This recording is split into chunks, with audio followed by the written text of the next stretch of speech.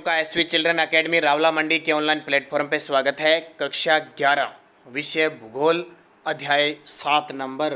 पिछला अध्याय हमने पढ़ा था मृदा से संबंधित। आज हम 7 नंबर अध्याय में पढ़ेंगे प्राकृतिक संकट और आपदाएं। प्राकृतिक संकट और आपदाएं और इस भौतिक पर्यावरण की बुक का ये अंतिम पाठ आपके चल रहा है। तो बढ़िया गहन तरीके से आप पढ़ें। 10वीं क्लास की किताब आप क्लियर करके हैं, उसमें भी आपने 2-3 भूगोल के पाठ पढ़े, लेकिन इस तरह की विस्तृत चर्चा आपने कभी नहीं पढ़ी होगी। अलग अलग मृदा अलग, वनस्पति अलग, जलवायु अलग, नदियाँ अलग, भौतिक पर्यावरण अलग। और अब प्राकृतिक संकट देखो क्या आता है। आपदाएं आपदाएं आती ना, कभी बाढ़ आ जाता है, कहीं सूखा पड़ने लग जाता है, कभी ओले बरसने लग जाते हैं, कभी चक्रवात आ जाते हैं, कभी भूकंप आ जाते हैं, कभी तेज अधड़ आ जाता है। बहुत सारी आपदाएं हैं। अलग अलग सब चीज़ें किस प्रकार की है पढ़ेंगे। स्टार्ट करते हैं। आपने सुनामी के बारे में पढ़ा होगा, पढ़ा है क्या? क्या उसके प्रकोप की तस्वीरें टेलीविज़न पर देखी होगी? टीवी देखते हो, मोबाइल चलाते हो, उसमें देखी होगी। आपको कश्मीर में नियंत्रण रेखा के दोनों तरफ आए भयानक भूकंप की जानकारी होगी। यानी कह रहा है कि आप सुनामी, इन आपदाओं से होने वाले जान और माल के नुकसान ने हमें हिला कर रख दिया था। पता है, गाड़ियाँ वगैरह खड़ी होती है, दरारें आ जाती, ज़मीन में अंदर धंस जाती है गाड़ी, पेड़ पौधे टूट जाते हैं, बर्बाद हो जाती हैं, आवास वगैरह सब। इन आपदाओं से होने वाले जान और माल के नुकसान ने हमें हिला कर रख दिया था। ये परिघटनाओं के रूप में क्या है, कैसे घटती है, हम इनसे अपने आप को कैसे बचा सकते हैं, कुछ सवाल है जो हमारे दिमाग में आते हैं। इस अध्याय में उन्हीं सवालों का विश्लेषण करने की कोशिश करेंगे। परिवर्तन प्रकृति का नियम है। यह एक लगातार चलने वाली प्रक्रिया है जो विभिन्न तत्वों में, चाहे वह बड़ा हो या छोटा हो, पदार्थ हो या अपदार्थ, अनवरत चलती रहती है और हमारे प्राकृतिक और सामाजिक सांस्कृतिक पर्यावरण को प्रभावित करती है। यह प्रक्रिया हर जगह व्याप्त है, परंतु इसके परिणाम सघनता और पैमाने में अंतर होता है। ये बदलाव धीमी गति से भी आ सकते हैं। जैसे स्थलाकृतियों और जीवों में परिवर्तन तो होता ही है ना। जैसे मान लो अब हमारे देख लो कोरोना आ रहा है।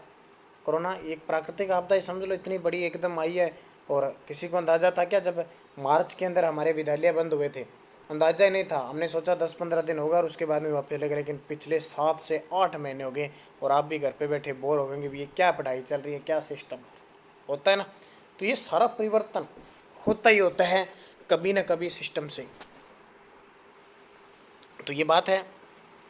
ये बदलाव धीमी गति से भी आ सकते हैं जैसे स्थलाकृतियों और जीवों में। ये बदलाव तेज गति से भी आ सकते हैं, जैसे ज्वालामुखी विस्फोट होता है तो तेज गति से होता है, आपको पता है।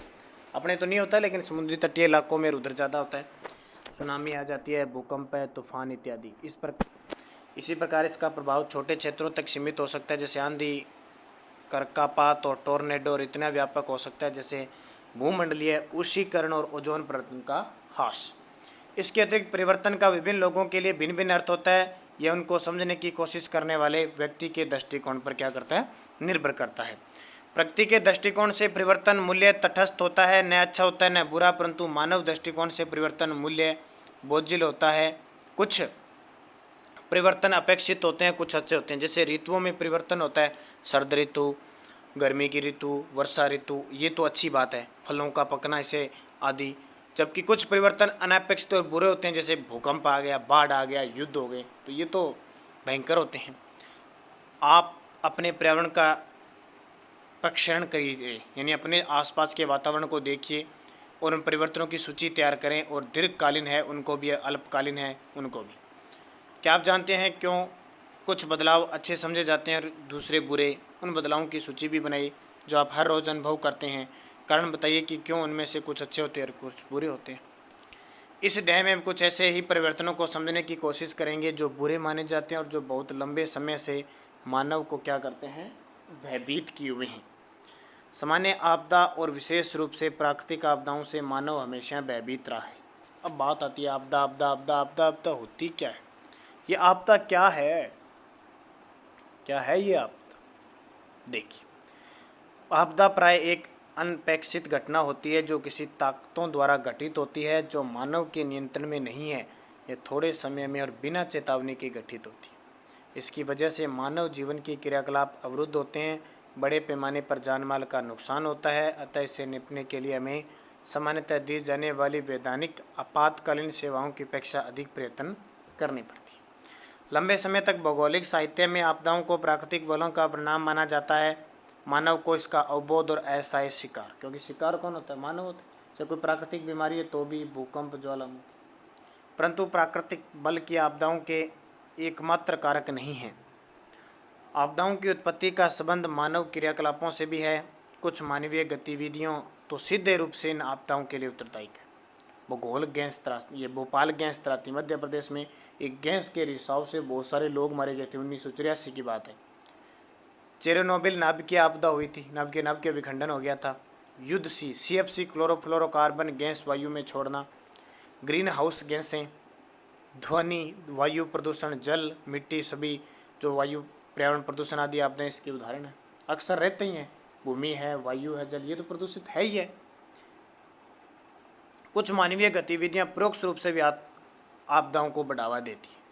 वनों को काटने की वजह से भूस्खलन, भूस्खलन क्या होता है? मिट्टी का रिसाव होना, मिट्टी का कट कट के बहना। बाढ़, भंगुर जमीन पर निर्माण कार्य यानी जो नमी युक्त होती है, और अवैज्ञानिक भूमि उपयोग कुछ उदाहरण हैं जिनकी वजह से आपदा परोक्ष रूप से प्रभावित होती है। क्या आप अपने पड़ोस या विद्यालय के आसपास चल रही गतिविधियों की पहचान कर सकते हैं? इनकी वजह से भविष्य में आपदाएं आ सकती है। यह सर्वमान्य है कि, और क्या आप इनसे बचाव के लिए सुझाव दे सकते हैं? यह सर्वमान्य है कि पिछले कुछ सालों से मानवकृत आपदाओं की संख्या और परिणाम दोनों में ही वृद्धि हुई है, और कई स्तर पर ऐसी घटनाओं से बचने के भरसक प्रयत्न किए जा रहे हैं। यद्यपि इस संदर्भ में अब तक सफलता नाम मात्र की हाथ लगी है, परंतु इन मानवकृत आपदाओं में से कुछ का निवारण संभव है। इसके विपरीत प्राकृतिक आपदाओं पर रोक लगाने की संभावना बहुत कम है। इसलिए सबसे अच्छा तरीका है इनके असर को कम करना और इनका प्रबंध करना।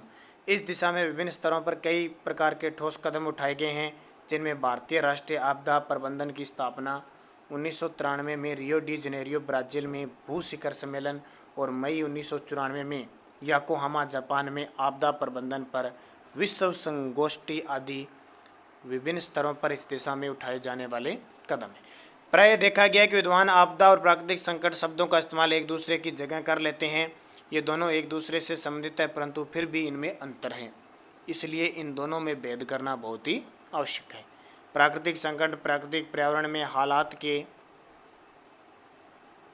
वे तत्व हैं जिनसे धन, जन या दोनों को नुकसान पहुंचने की संभावना होती है। ये बहुत तीव्र हो सकते हैं या पर्यावरण विशेष के स्थायी पक्ष भी, जैसे महासागरीय धाराएं, हिमालय में तीव्र ढाल, अस्थिर संरचनात्मक आकृतियां अथवा रेगिस्तान और हिमाच्छादित क्षेत्रों में विषम जलवायु दशाएं आदि है। प्राकृतिक संकट की तुलना में प्राकृतिक आपदाएं अपेक्षाकृत तीव्रता से घटित होती है। प्राकृतिक संकट तो जैसे कोरोना वगैरह हो गया, ये तो एकदम इतनी बड़ी बात है। आपदाएं क्या, आगे बाढ़ आ गई तो इतनी जल्दी से, अब कोरोना तो धीरे धीरे चल रहा है, पहले थोड़े हुए बाढ़ आ गई। मान लो आज सुबह बारिश होने लगी और शाम तक तो बाढ़ कितनी भयंकर आ जाएगी, तो वो होती है। भूकंप एकदम आएगा, कितने बड़े झटके देता है, और बड़े पैमाने पर जन धन की हानि होती है, सामाजिक तंत्र और जीवन को छिन्न भिन्न कर देती है, और उन पर लोगों का बहुत कम या कुछ भी नियंत्रण नहीं होता। सामान्यतः प्राकृतिक आपदाएं संसार भर के लोगों के व्यापीकृत अनुभव होते हैं, और दो आपदाएं न तो समान होती है, न आपस में तुलना की जा सकती।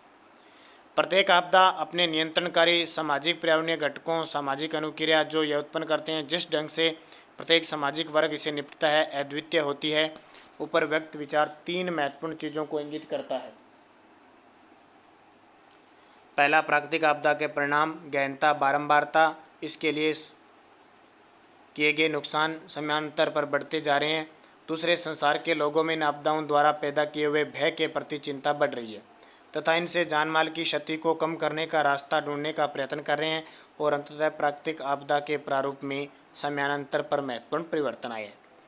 प्राकृतिक आपदाओं और संकट के अवगम में परिवर्तन भी आया है। पहले प्राकृतिक आपदाएं और संकट दो परस्पर अंतर संबंधी परिघटनाएं समझी जाती थी, अर्थात जिन क्षेत्रों में प्राकृतिक संकट आते थे वे आपदाओं के द्वारा भी सुभेद थे। अतः उस समय मानव परिस्थितियां तंत्र के साथ ज़्यादा छेड़छाड़ नहीं करता था, इसलिए इन आपदाओं से नुकसान कम होता था। तकनीकी विकास ने मानव को पर्यावरण को प्रभावित करने की बहुत क्षमता प्रदान की है। परिणामतः मनुष्य ने आपदा के खतरे वाले क्षेत्रों में गहन क्रियाकलाप शुरू कर दिया है। इस प्रकार आपदाओं की सुभेदता को बढ़ा दिया है। अधिकांश नदियों के बाढ़ मैदानों में भूमि उपयोग तथा भूमि की कीमतों के कारण तथा तटों पर बड़े नगरों और बंदरगाहों जैसे मुंबई, चेन्नई आदि के विकास ने इन चक्रवात क्षेत्रों को चक्रवातों, प्रभंजनों व सुनामी आदि के लिए सुभेद्य बना दिया है।